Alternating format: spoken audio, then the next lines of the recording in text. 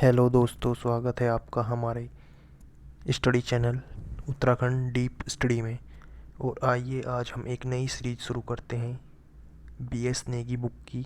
Chapter first, one by one करके हम BS Negi book के सारे चैप्टर कवर करेंगे जो आपके आने वाले एग्ज़ाम के लिए बहुत महत्वपूर्ण होंगे। बंदी रक्षक, आरओ, एआरओ, आगामी आबकारी, उत्तराखंड पुलिस और एसआई सभी में उत्तराखंड के प्रश्न आते हैं। ये आपके लिए बहुत अच्छे सिद्ध होंगे। अगर आप हमारे चैनल पर नए हैं तो चैनल को सब्सक्राइब और लाइक ज़रूर करें। तो आइए शुरू करते हैं। चैप्टर 1 का नाम है उत्तराखंड राज्य की। जैसा कि आप सब जानते हैं, अगर आप नए होंगे तो से पढ़ाएंगे। शासकीय कार्यों में जिस चिन्ह का वह राज्य चिन्ह होता है। जो राज्य चिन्ह है वो हीरे के आकार का है, समचतुर्भुज जैसा प्रतीत होता है। ठीक है दोस्तों, जो हमारे उत्तराखंड का राज्य चिन्ह है वो हीरे के आकार का है और समचतुर्भुज जैसा प्रतीत होता है। राज्य के चिन्ह में 3 पर्वत की चोटियाँ हैं, वृद्ध हिमालय, मध्य हिमालय और शिवालिक। 3 पर्वत चोटियाँ हैं। ठीक है दोस्तों, जिसमें बीच वाली सबसे ऊंची चोटी पर लाल पृष्ठ में अशोक की लाट अंकित है। राज्य के चिन्ह में 3 पर्वत की चोटियाँ दिखाई देती हैं, जिसमें बीच वाली सबसे ऊंची चोटी पर लाल पृष्ठ में अशोक की लाट अंकित है। अशोक की लाट के नीचे संस्कृत भाषा में, किस भाषा में? संस्कृत भाषा में क्या लिखा हुआ है? सत्यमेव जयते लिखा हुआ है। ये हमने कहाँ से लिया? ये हमने मुंडक उपनिषद से लिया है। ठीक है दोस्तों, फिर राज्य चिन्ह के बीच वाले भाग में सफ़ेद भाग है, जो सफ़ेद भाग में 4 जलधाराएं नीले रंग से दिखाई गई हैं। यह जलधाराएं राज्य की 4 प्रमुख नदियों। कौन कौन सी राज्य की 4 प्रमुख नदियां हैं? गंगा, यमुना, रामगंगा, काली नदियों को दर्शाती हैं। ठीक है दोस्तों, पृष्ठ का लाल रंग शहीद आंदोलनकारियों के रक्त का प्रतीक है। जो लाल रंग है ना, वो जो हमारे शहीद हुए हैं राज्य में आंदोलनकारी, उनके रक्त का प्रतीक है। और जो सफ़ेद रंग की पृष्ठभूमि है, शांति प्रिय प्रवृत्ति वाले उत्तराखंड वासियों का प्रतीक है। राज्य चिन्ह के सबसे नीचे नीले रंग में उत्तराखंड राज्य अंकित है। जो हमारा राज्य चिन्ह है ना, उसमें सबसे नीचे नीले रंग में उत्तराखंड राज्य लिखा हुआ है। यह प्रतीक चिन्ह उत्तराखंड शासन के सभी दस्तावेजों में प्रयुक्त होता है। ठीक है दोस्तों, इसके बाद आइए चलते हैं हम राज्य गीत पर।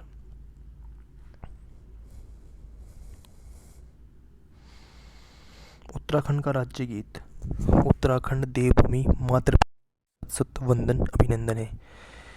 यह राज्य गीत हमारा 6/16 को हेमंत बिष्ट द्वारा लिखा गया था। ठीक है दोस्तों, इसकी अवधि कितनी है? 9 मिनट है। मोस्ट इम्पोर्टेंट क्वेश्चन है दोस्तों। ठीक है दोस्तों, जो है ये राज्य गीत चुना गया था, इसकी चयन समिति के अध्यक्ष लक्ष्मण सिंह बटोही थे। राज्य गीत में आवाज़ श्री नरेंद्र सिंह नेगी ने व अनुराधा नीलाला जी ने दी है। मोस्ट इम्पोर्टेंट क्वेश्चन है। आइए फिर चलते हैं उत्तराखंड का राज्य पशु। जो हमारा राज्य पशु है वो है हमारा कस्तूरी मृग। कस्तूरी मृग को हिमालयन मस्क डियर कहते हैं। ठीक है दोस्तों, कस्तूरी मृग का वैज्ञानिक नाम क्या है? मास्कस काइसोगास्टर है दोस्तों। कस्तूरी मृग राज्य के जंगलों में 3600 से 4400 मीटर की ऊंचाई पर पाए जाते हैं। कस्तूरी मृग की कितनी प्रजातियाँ पाई जाती हैं? 4 प्रजातियाँ पाई जाती हैं। कस्तूरी मृग अंगुलोटा कुल व मोसिडी परिवार का सदस्य है। ठीक है दोस्तों, कस्तूरी मृग बहुयातायात में कहाँ पाया जाता है? केदारनाथ में पाया जाता है, फूलों की घाटी में पाया जाता है, पिथौरागढ़ जनपद और उत्तरकाशी जनपद में पाए जाते हैं। कस्तूरी मृग राज्य के अलावा हिमाचल प्रदेश, सिक्किम, कश्मीर में भी पाए जाते हैं। कस्तूरी मृग की विशेषताएं देखते हैं दोस्तों। कस्तूरी मृग का रंग भूरा होता है, उसमें काले धब्बे पाए जाते हैं। कस्तूरी मृग के पैर में 4 खुर होते हैं। कितने खुर होते हैं? 4 खुर होते हैं। और 2 बाहर नुकीले दांत होते हैं। कितने दांत होते हैं? 2 दांत होते हैं। मृग की ऊंचाई 20 इंच होती है। कस्तूरी मृग के सींग नहीं होते हैं। इसमें आत्मरक्षा के लिए दोनों के लिए दांत होते हैं, बिना सींगों का होता है कस्तूरी मृग। ठीक है, कस्तूरी मृग के पीछे के पाँव आगे की पाँव की अपेक्षा लंबे होते हैं, मतलब कस्तूरी मृग के जो पीछे के पाँव हैं वो अगले वाले पाँव से लंबे होते हैं। ठीक है दोस्तों, फिर इसी के साथ देखते हैं कस्तूरी मृग की विशेषता यह है कि वह अपना निवास स्थान नहीं छोड़ता। जो हमारा कस्तूरी मृग है इसकी विशेषता यह है कि वह अपना निवास स्थान नहीं छोड़ता है। कस्तूरी मृग को जुगाली करने वाला मृग भी कहा जाता है। कस्तूरी मृग की सूंघने की शक्ति तीक्ष्ण होती है। कस्तूरी मृग की औसत आयु लगभग 20 वर्ष होती है। मादा कस्तूरी मृग की गर्भधारण की अवधि 6 माह होती है। कस्तूरी मृग का मुख्य भोजन केदार पाती है। ये क्वेश्चन आया हुआ है दोस्तों, कस्तूरी मृग का मुख्य भोजन केदार पाती है। ठीक है दोस्तों, कस्तूरी किस में पाया जाता है? कस्तूरी केवल नर मृग के गुदा में स्थित ग्रंथि से प्राप्त की जाती है। जो कस्तूरी होती है नर मृग के गुदा में स्थित ग्रंथि से प्राप्त की जाती है। कस्तूरी केवल नर मृग में पाई जाती है, मतलब कस्तूरी जो होती है वो केवल नर मृग में पाई जाती है। एक मृग में कस्तूरी 3-3 साल के अंतराल में 30 से 45 ग्राम तक प्राप्त की जा सकती है। कस्तूरी जो 3 प्रकार की होती है, नेपाल की कस्तूरी को कपिल, कश्मीर की कस्तूरी को पिंगल, सिक्किम की कस्तूरी को कृष्ण कहते हैं। अब जो हमारी कस्तूरी है इसका हम उपयोग क्या करते हैं? इसका उपयोग हम हृदय संबंधी रोगों की दवाई, दमा, मिर्गी आदि में करते हैं। यह एक प्राकृतिक रसायन है।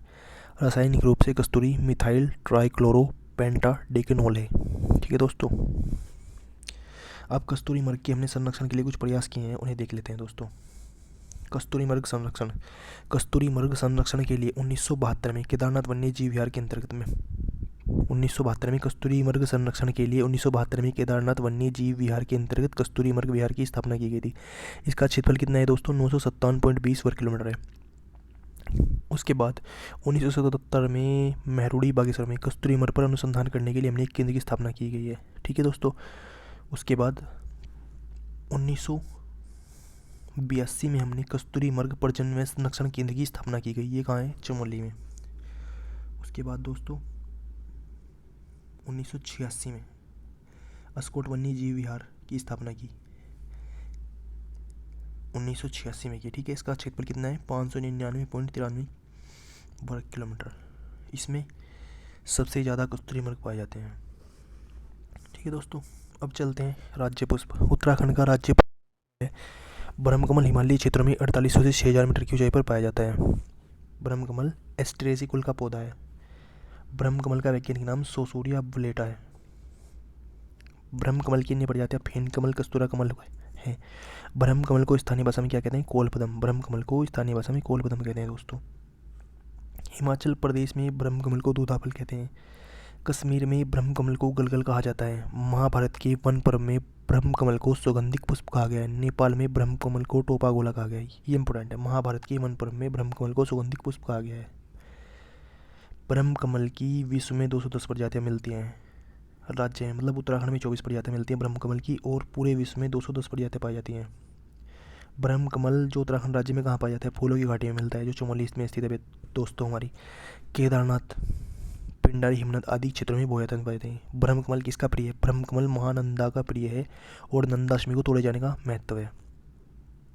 ब्रह्मकमल को हिमालय पुष्पों का सम्राट कहा जाता है दोस्तों।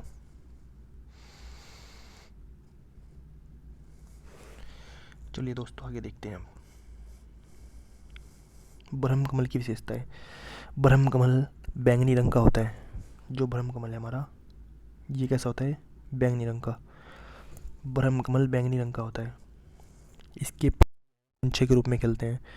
ब्रह्मकमल के पुष्प का खिलने का समय क्या है? जुलाई सितंबर तक। ब्रह्मकमल के पुष्प खिलने का समय जुलाई से सितंबर तक होता है। ब्रह्मकमल के पौधे पर एक साल में केवल एक ही फूल आता है। ब्रह्मकमल का पुष्प आधी रात में खिलता है। ब्रह्मकमल की पौधे की जड़ों को पीसकर हड्डी उपचार में प्रयोग किया जाता है। उत्तराखंड का राज्य वृक्ष बुरांस पे आते हैं। हम उत्तराखंड के राज्य वृक्ष पे आते हैं। बुरांस 1500 से 4000 मीटर की ऊंचाई पर मिलने वाला सदाबहार वृक्ष है। बुरांस कैसा वर्ग है? सदाबहार वन है। इसका वनस्पति नाम रेडोड्रोन अर्बोरियम है। बुरांस एरकेसी कुल का पौधा है। बुरांस नेपाल का राष्ट्रीय पुष्प है। बुरांस हिमाचल प्रदेश और नागालैंड का भी राज्य पुष्प है। बुरांस की विशेषता कहते हैं दोस्तों। बुरांस के फूलों का रंग चटक लाल होता है। सफ़ेद रंग के बुरांस 11,000 फीट की ऊंचाई पर पाए जाते हैं। मतलब बुरांस के जो फूल हैं उनका रंग लाल होता है। चटक लाल। लेकिन राज्य में कुछ सफ़ेद रंग के बुरांस भी पाए जाते हैं जो ज़्यादा ऊंचाई वाली 11,000 फीट की ऊंचाई पर पाए जाते हैं। बुरांस के फूलों के खिलने का समय फरवरी से अप्रैल तक। बुरांस के फूलों के खिलने का समय क्या है? फरवरी से अप्रैल तक होता है। इथेनॉल होता है जो डायबिटीज के लिए फायदेमंद होता है। बुरांस वृक्ष को वन अधिनियम 1974 के तहत संरक्षित घोषित किया गया है। इंपॉर्टेंट है दोस्तों, बुरांस वृक्ष को वन अधिनियम 1974 के तहत संरक्षित घोषित किया गया है। ठीक है दोस्तों, अब आते हैं उत्तराखंड के राज्य पक्षी मोनाल पर। मोनाल को हिमालय का मयूर कहा जाता है। इसका वैज्ञानिक नाम लुकोवेरियस इम्पेनिजस है। नेपाल का राष्ट्रीय पक्षी भी मोनाल है। डफिया मोनाल परिवार से संबंधित पक्षी है। मोनाल को स्थानीय भाषा में मोनाल या मोनाल कहा जाता है। मोनाल पक्षी राज्य के 2500 से 5000 मीटर की ऊंचाई वाले क्षेत्रों में पाए जाते हैं। मोनाल फेजेंट परिवार का पक्षी है। मोनाल की 4 प्रजातियां होती हैं। ठीक है, कश्मीर में मोनाल को सोनाल कहा जाता है। मोनाल राज्य के अलावा कश्मीर, हिमाचल प्रदेश, नेपाल में भी पाया जाता है।